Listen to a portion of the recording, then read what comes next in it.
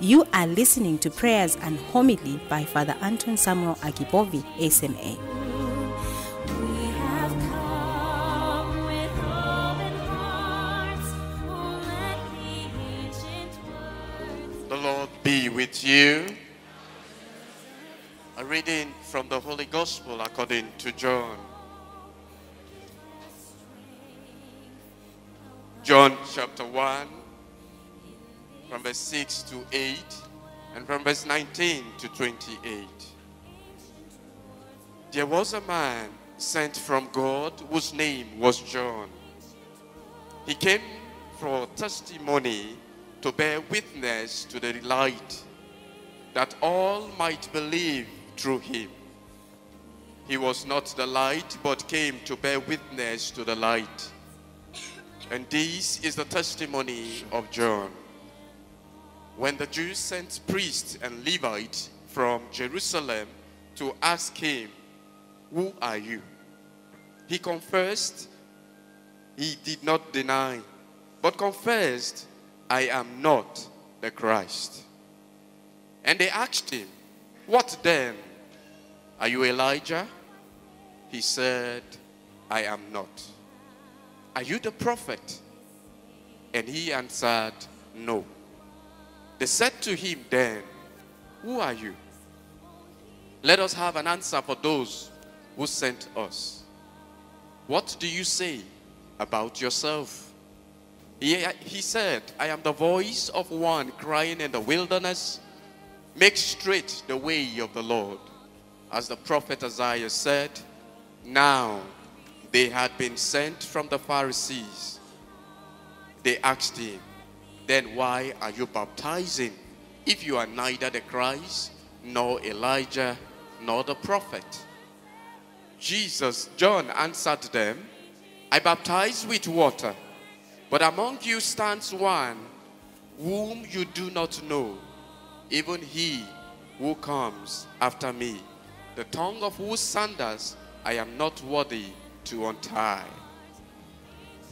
This took place in Bethany, beyond the Jordan, where John was baptizing." The Gospel of the Lord.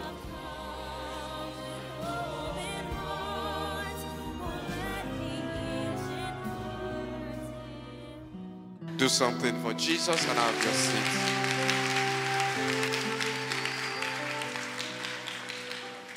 God is good, and all the time.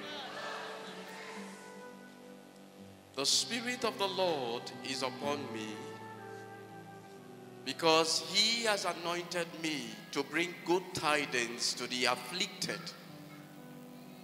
He has sent me to bind up the brokenhearted, to proclaim liberty to the captives, and the opening of the prison to those who are bound, to proclaim the year of the Lord's favor. I am praying that whatever you have been expecting, whatever you've been praying for, whatever it is that has made you sad, and whatever it is that has given you anxiety for all the months that have passed from January to December, may the eternal Father make a deliberate statement over your life concerning it in the name of Jesus. May God speak concerning it in the name of Jesus. May that time come when heaven declares the thing they are going to do for you in the name of Jesus. This third Sunday of Advent is the Sunday that is called the Sunday of Rejoicing. It is a Sunday that you are being commanded, you are being encouraged, and you are being told, rejoice. But then sometimes there are times that people come to tell you to be happy. People come to tell you to be joyful. People come to tell you to rejoice. And then you look at yourself and ask yourself, why should I rejoice? Why should I be happy? When I look into the situations that are around me, when I look into my family, I look into my business, I look at the events of the past, and I look at all that has happened to me, there is no reason to be rejoicing. There is no reason to be happy. There is no reason to celebrate. There is no reason to stand and begin to thank God. But then there is a voice calling out and telling you, rejoice. And if God is telling you you to rejoice, it is because he is about to do something in your life. He is about to meet up with your expectations. He is about to do something new in your family. I am praying that you will have a reason to sing to him in the name of Jesus. I am praying that you will have a reason to celebrate him in the name of Jesus. I am praying that you will have a reason to worship him again in the name of Jesus. I want you to always remember that it is not finished until God says it is finished. Around 740 BC, when this prophecy was written by the prophet Isaiah, the people were suffering under their enemies, the Babylonians, all the surrounding countries that felt that they were powerful, that they were mighty, and they had strength against the Israelites. All the people that had oppressed them, and people will sit down and do whatever they wanted to do to the nation of Israel. God kept saying, I am coming to do something, that those who are captives will be free, that those who are oppressed will begin to gain freedom. I am praying that whoever has kept you under bondage for years, I am praying that God's meeting, God's counsel will be about that case in the name of Jesus. So you can see that sometimes when you are told to rejoice, when you are told to be happy, it is because there is somebody around you who is trying to tell you there is a surprise package for you. Thank God it is December, and most of the time we all wake up and we want to give gifts to our neighbors, to our friends, to our family members. We want to create surprises for them. I am praying that heaven will package your own this month in the name of Jesus. So you can see that God has a mission, and that mission that he has is to make sure that those that are his own, those that are his own people, they are what? They are free. And that is why he tells you, see clearly, I am coming to set those who are captives free. I am coming to open the eyes of the blind. I am coming to declare the year of the Lord's favor. I am praying that if you have not enjoyed this year, God is declaring another one for your sake in the name of Jesus. He is declaring it in the name of Jesus.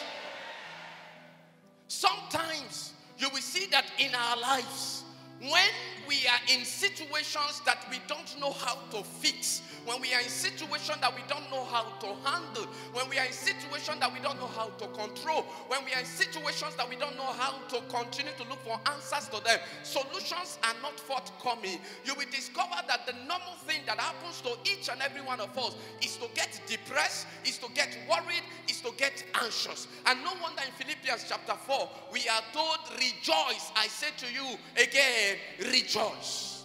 Sometimes when God is telling you to rejoice, it's not because the situation is solved immediately. It is because the process of deliverance has started. It is because the process of liberating you has started. That is why he tells you to rejoice.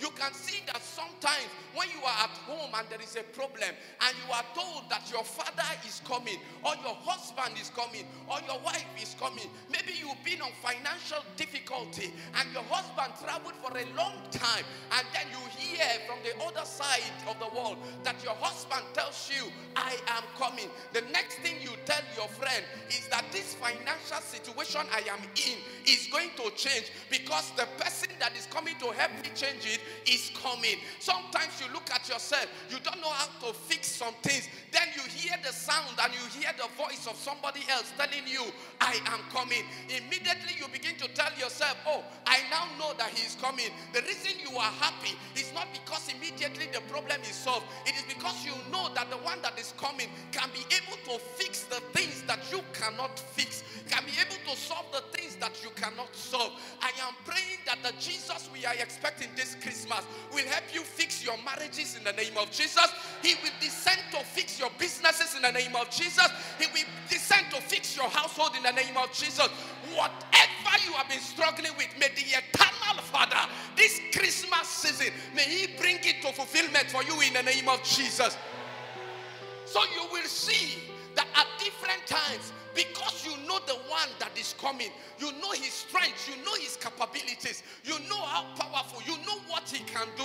That is why you are confident that even if weeping may tarry for the night, Joy comes in the morning, because the one that is coming in the morning is stronger than the one that has kept you in darkness. The one that is coming in the morning is stronger than the one that has kept you in captivity. The one that is coming in the morning is stronger than anyone that has kept you in bondage. No wonder we are told that he created two lights. One was called the moon to govern the night, so that even in the darkest times of your life, the moon, when the moon is shining, you can still be able to see the path and have hope that something else is coming. That is why they tell you to rejoice. And then you will discover that when the greater light called the sun is coming, all other darkness begin to disappear. Every form of darkness is disappearing. You have been having hope.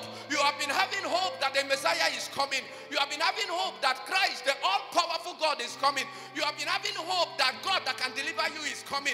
You have been having hope that he that can do all things is coming. I am praying that he that is greater than the greatest, that is stronger than the strongest, that is wiser than the wisest, will appear for your sake in the name of Jesus.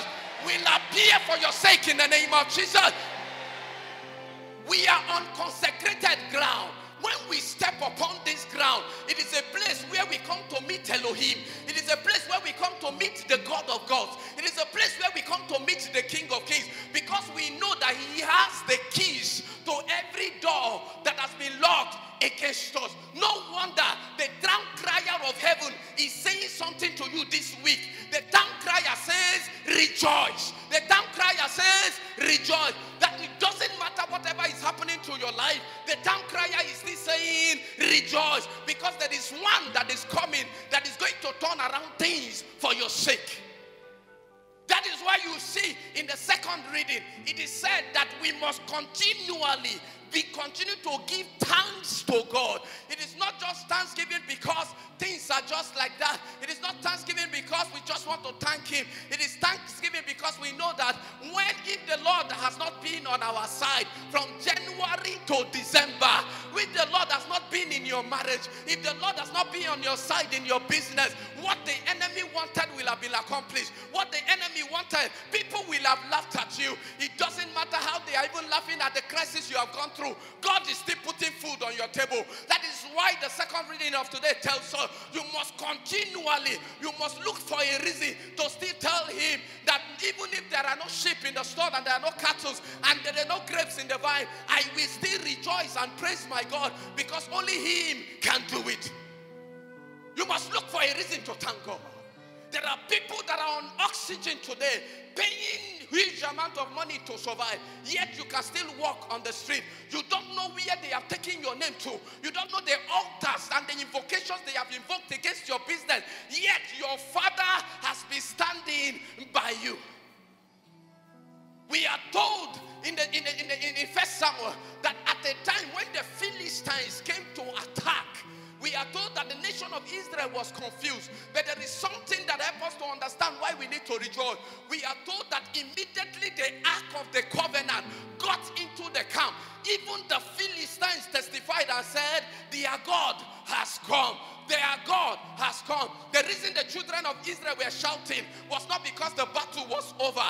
It was because the stronger than the strongest has arrived. The great man in battle has arrived. The pillar of fire has arrived. There is somebody that is mightier has arrived. The miracle worker has arrived. So sometimes when you hear rejoice, when you hear shout, when you hear praise the Lord, when you hear the sounds calling you, telling you shout hallelujah, when you hear somebody telling you stand up and praise him, it is because he that can do all things has arrived.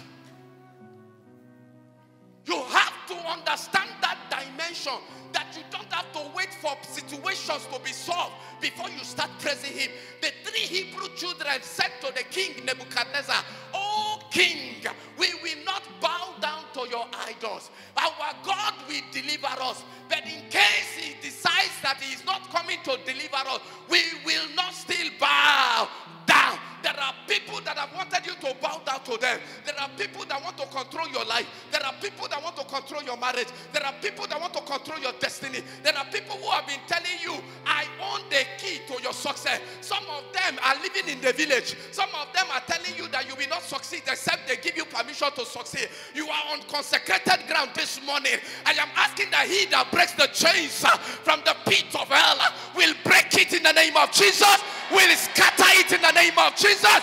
He will set you free from every prison in the name of Jesus. Whatever is holding you bound, the eternal Father is scattering it in the name of Jesus. When people put you in prison, they are not putting you there so that you can be happy. When people lock you up, they are not locking you up so that you can be joyful and rejoicing. When people put your life, your marriage, your education, your job, your family, your children, your husband in prison, they are not putting them there because they want you to be smiling. No wonder he said, so that prison doors can be broken, prison doors can be open, and those that have been kept there will come out. I don't know where they kept your marriage. I don't know where they kept your husband. I don't know where they kept your business. I don't know on whichever altar that your life, everything concerning you is kept. You are breaking out and you are coming out in the name of Jesus. This morning you are coming out in the name of Jesus. The eternal Father is appearing for your sake in the name of Jesus. The eternal Father is appearing for the sake of your family in the name of Jesus. All he needed to do was to tell his prophet, tell them that they should get ready. That is why John the Baptist, when they kept hearing the good news from John the Baptist, when they kept hearing that there is somebody coming, they were confused and thinking that he was the one. So they sent people to go and ask John the Baptist, Oga, who are you? Are you the one that is coming to deliver us? Are you the one that is coming to save us? Are you the one that is coming to turn around things for us? He said, I am not. I am the voice of the one crying in the wilderness, saying, make way for the Lord. Prepare for the Lord. I am here to announce to you today, God is about to enter into your home. God is about to enter into your marriage. God is about to enter into your business. God is about to enter into your family. God is about to enter into your situation. Prepare the way for the Lord in the name of Jesus. When you hear that somebody is coming to your house, you try to get yourself ready. Listen, the reason that we are confused is the same thing that happened to you and I. There are days you run to men of God. You are thinking that they are the ones to deliver you. You begin to look at them as they are the ones to save you. In fact, when they don't attend to you, you are frustrated.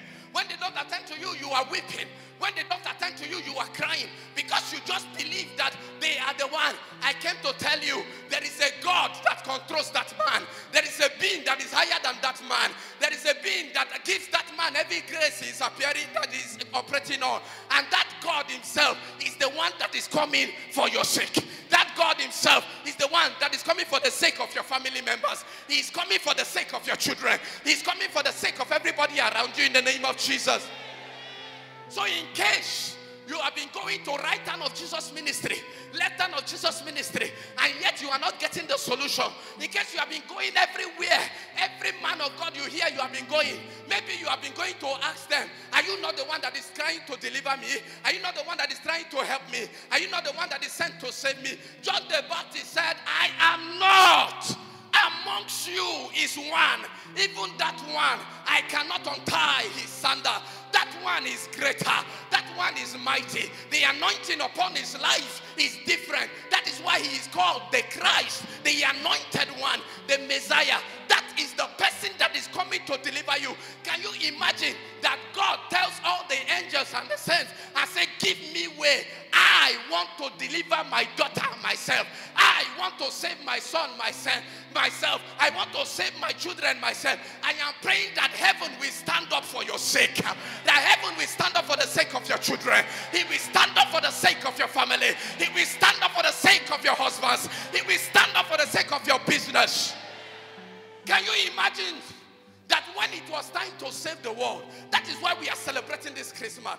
And the whole of heaven, they said no one could break open the seal. No one could break it open. Heaven was silent. Angels and saints were not qualified. Men and godly men who were in heaven were not qualified until the Son dropped his crown and dropped his royal garment and saying, I am going down into the world to be one like them. I know their enemies have oppressed them. I know people around them have frustrated them. I will be born in a manger. I will go and be one like them. And then I will show the enemy that I can use the weak things of this world to shame the strong. I am praying that God will decide to come into your home. God will decide to come into your business. God will decide to come into your family. In the name of Jesus.